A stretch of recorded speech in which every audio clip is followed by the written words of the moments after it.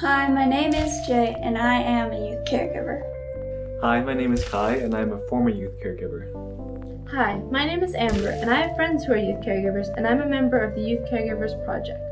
Together we're here to put an end to the silence about youth caregiving.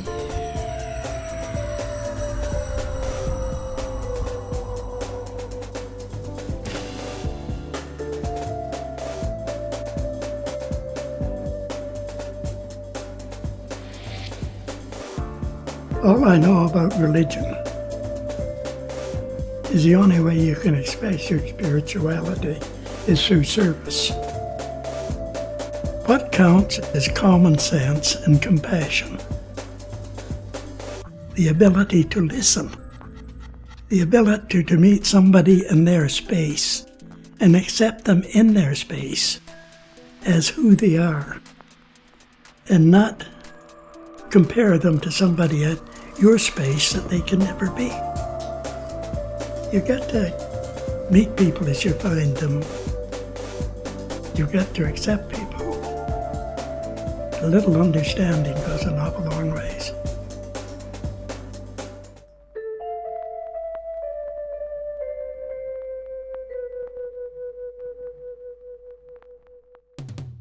What exactly is a youth caregiver? We decided to go to the streets to find out.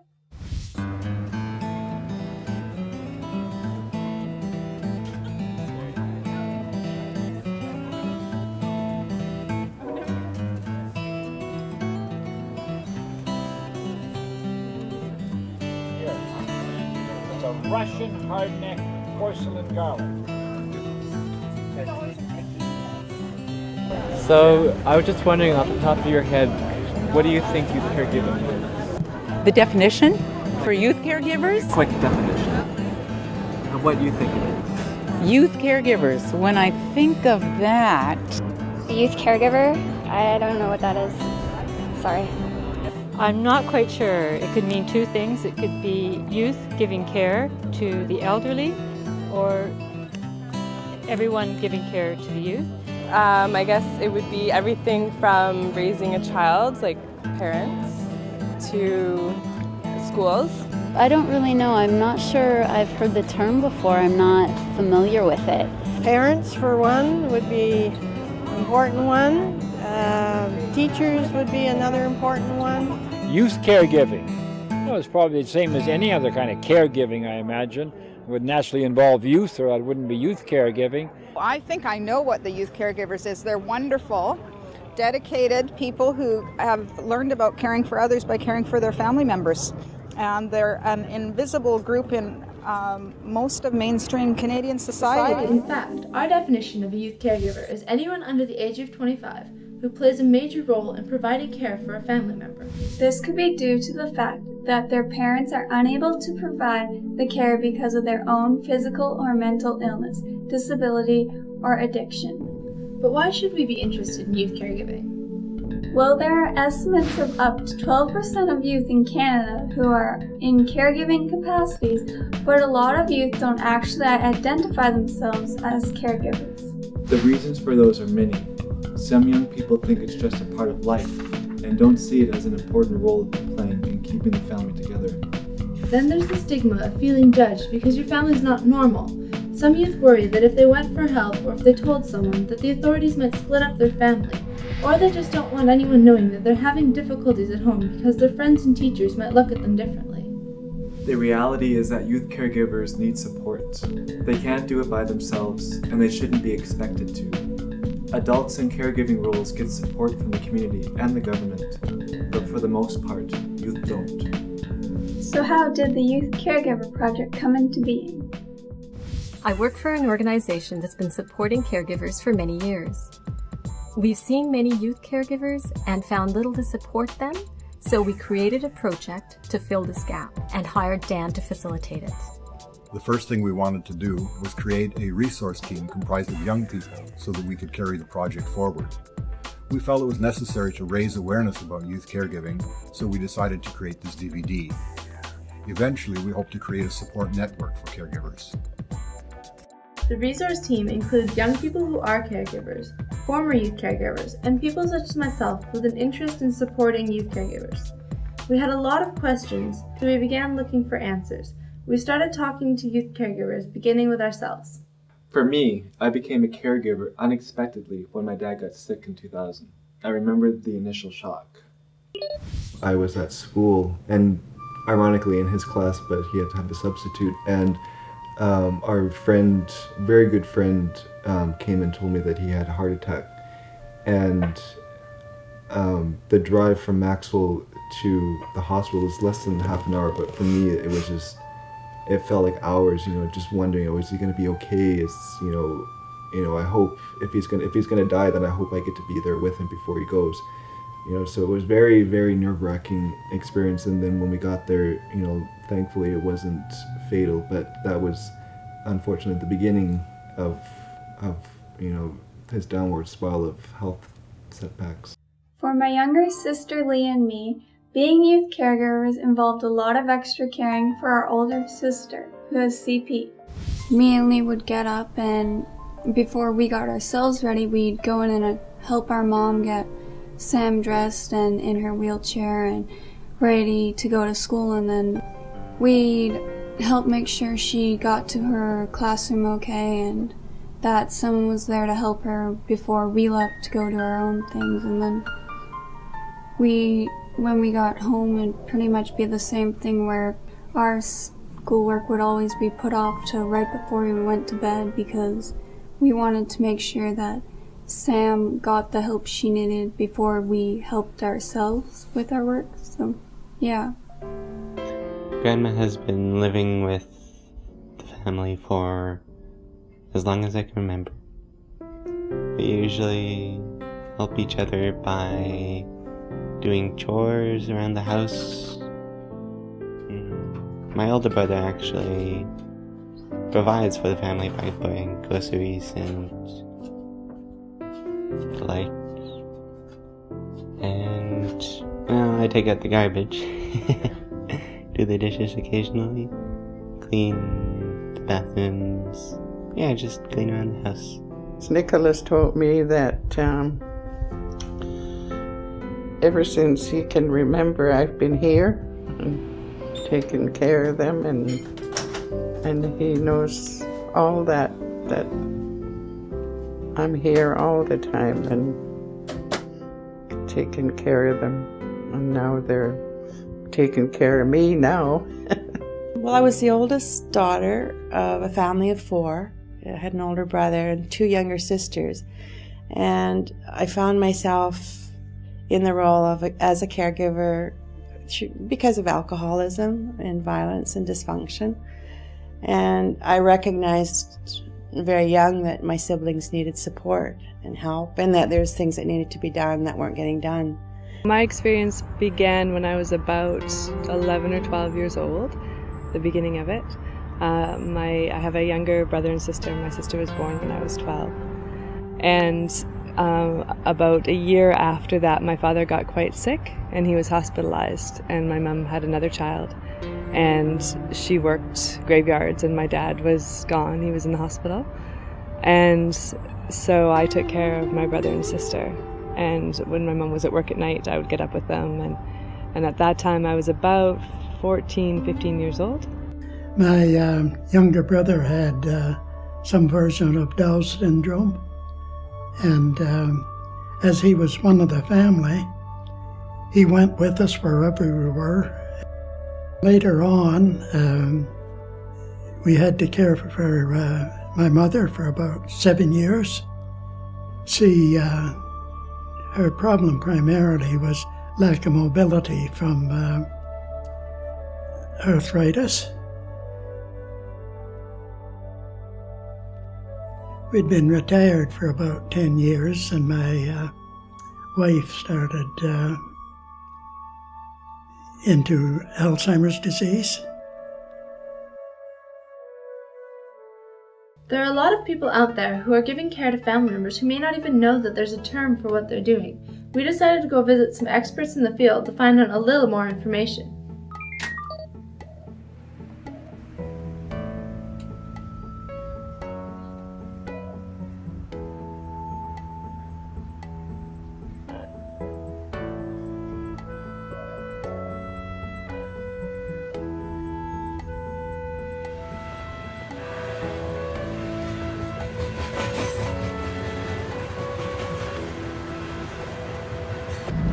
think you guys will really enjoy meeting Grant Charles. He's one of the foremost researchers in Canada on youth caregiving, and I've heard him, and he's great. The thing that I really enjoyed about his biography is that he studied youth caregiving in the UK. I'm actually very interested to see what he sees the differences between UK youth and our youth.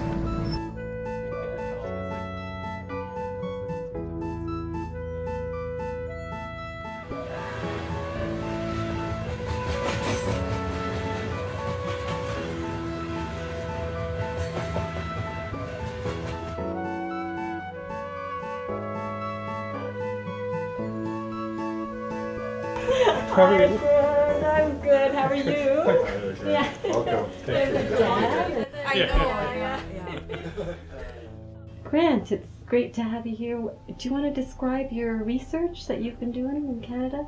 Yeah, two colleagues and I have been doing a project on young caregivers for about 5 years now, where we've been surveying in a high school about the characteristics of young people who are caregivers and trying to figure out how many are in the population. So it was an online survey that young people did in the school, a bunch of measures looking at things like altruism, role strain, the amount of time they spent in their lives. So this was just general for the adolescents in the school. And then we inserted some questions about young caregiving in there. And we found that about 12% of the young people in the high school, it was a fairly typical British Columbia high school, metro high school, said that they were young caregivers. So the young caregivers were having to spend time caring, providing services, providing supports for their family members, doing the kind of things that adults normally would do. We also saw, though, that a lot of the young people were probably a bit behind their peers in terms of social interaction, which would be expected if you're focusing in on the family at a time when your job is to be focusing outside the family and developing relationships. If you're focusing in, of course, you're not going to be doing the rehearsing of the outside roles. So we saw that. The other thing that surprised us a bit was that there was an equal divide between males and females in the roles in the high school. So it was 50% of the young people that said they were caregivers were male and 50% were female, which is very different than you see in the adult caregiving population, which is primarily falling on females, not exclusively, but primarily. So that was a bit of a difference. And we also didn't see any difference in terms of age. So it spread out fairly evenly across the different grades 9 to 12. Family circumstances didn't seem to be different in terms of financial backgrounds. The kids were reporting that they weren't any different than their peers in terms of the houses they lived in and the money the family had. The other thing that we didn't see a difference in was in terms of ethnicity. So the cultural backgrounds of the young people didn't seem to matter. And we had somewhat thought there would be cultural differences there, but it really was about the family. So when things were happening in the family, some of the young people stepped forward to take on roles and to support the families, regardless of ethnicity and regardless of age, regardless of other circumstances, regardless of gender. That was, we thought, fairly significant. It really is a mixed experience for people. Depending on the circumstances, the outcomes can be more negative and less positive, or in other cases, generally they're a positive experience. Wow, that's a lot of interesting information. This is what I got out of it. Youth caregivers often don't have time for social interaction with their peers. Youth caregivers are equally divided between males and females. Youth caregiving ranges across all the ages, financial, and cultural backgrounds, and youth caregiving can have both positive and negative aspects. The resource team was beginning to get a clearer idea about youth caregiving. We discussed our findings at a luncheon. The Youth Caregiver Project is a place where they can share their stories and have a voice and raise awareness of what's actually out there. Basically ending the silence of what we think is wrong. Sorry.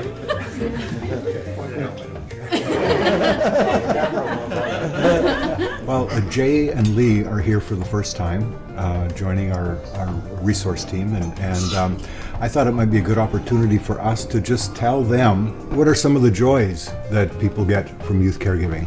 One of the joys I find with looking after my nan is just taking her out, taking her grocery shopping or to the Saturday market in town, or just spending time with her, because we know now that she's not going to be around long. So just being the older cousin out of the group, we kind of all look after each other. So I just take over when I can and help my mom out. One of the joys for me was when I was hooking Dad up to his dialysis machine. It gave me 2 extra hours to be with him at night. So, just sitting around and talking, and especially towards the end when we started having deeper conversations, and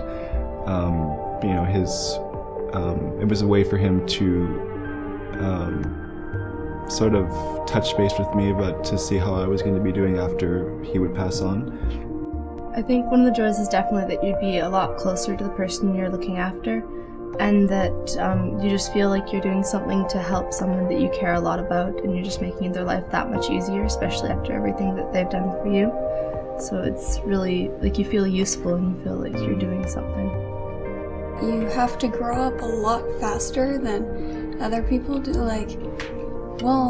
My friends were out playing sports, I was at home helping my sister, and you don't really get to have the same experiences as other kids do, but in some ways it's good because it teaches you to be thankful for what you have, but in other ways it just kind of is very stressful. I'd like to ask the group, what are some of the challenges that youth caregivers face, or what are some of the negative impacts that could come from youth caregiving if it's unsupported? Seeing the man that I looked up to and I still love very much, just seeing him losing his independence and losing his sense of dignity, it was very difficult. And for me, I had to leave my job, and my mom was in between work, and the thing that really frustrated me was the unemployment didn't advise me that I could be listed as his caregiver, so that extra income would have helped. Kind of going off what Kai had mentioned is the physical and emotional baggage and the drain that it has on each individual, and like you said, you don't necessarily realize that it's happening to you or that it's taking so much out of you, but it's the longer term effects. You start to see that your life isn't what it used to be, or that something's missing, or they're just not in a healthy way. One of the negative things that could happen to a youth caregiver, they could get depressed and turn to drugs and alcohol, and if they don't get enough support, that bad things can happen to them. A friend of mine, a couple friends, they have to look after their mother, and they have turned to alcohol and drugs to escape from the stress of their daily lives. And it's a big problem because they just sort of shut out the rest of the world and try not to care because it's just easier that way. It's something that I'm proud of, but smoking was a big thing for me. That was a way that I could get some release, and it's actually kind of ironic. I'm worried about my dad's health, but I don't really care about my health. So it would be horrible if people started taking up these things. If they could have just had some support.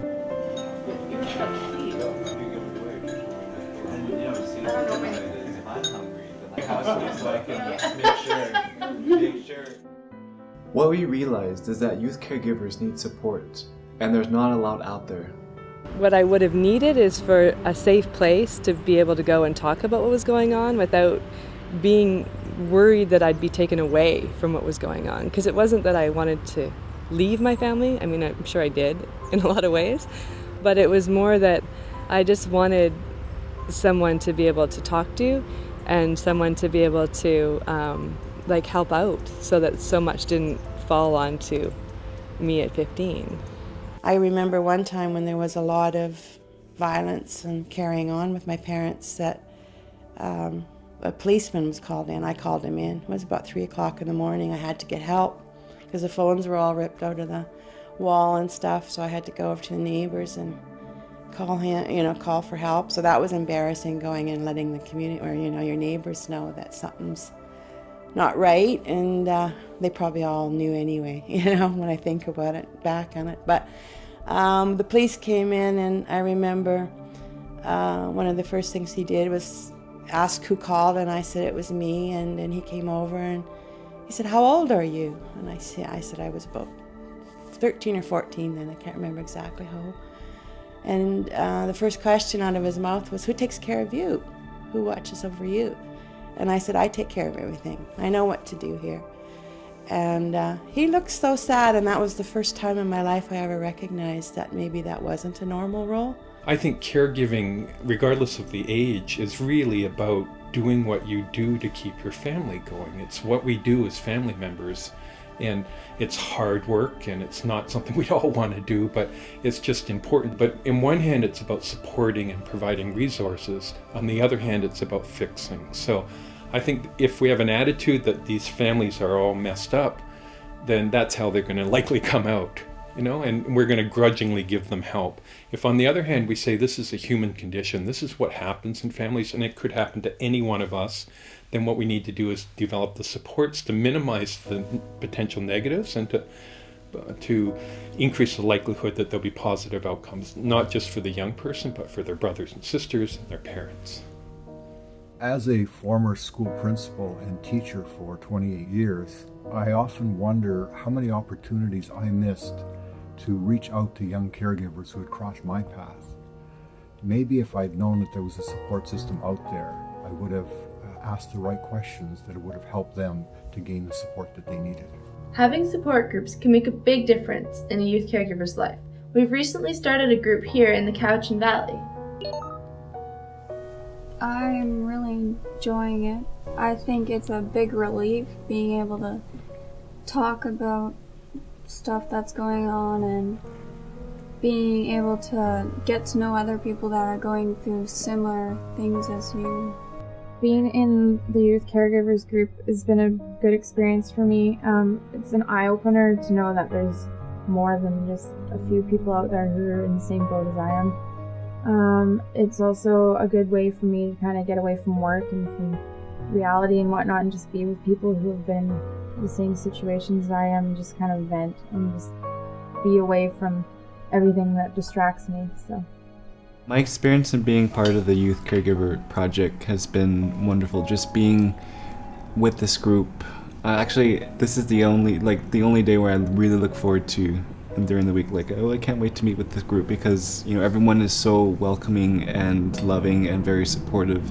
And this is a wonderful experience for me to realize what I really want to do in life. So I'm very grateful towards that, and just being part of something that's groundbreaking.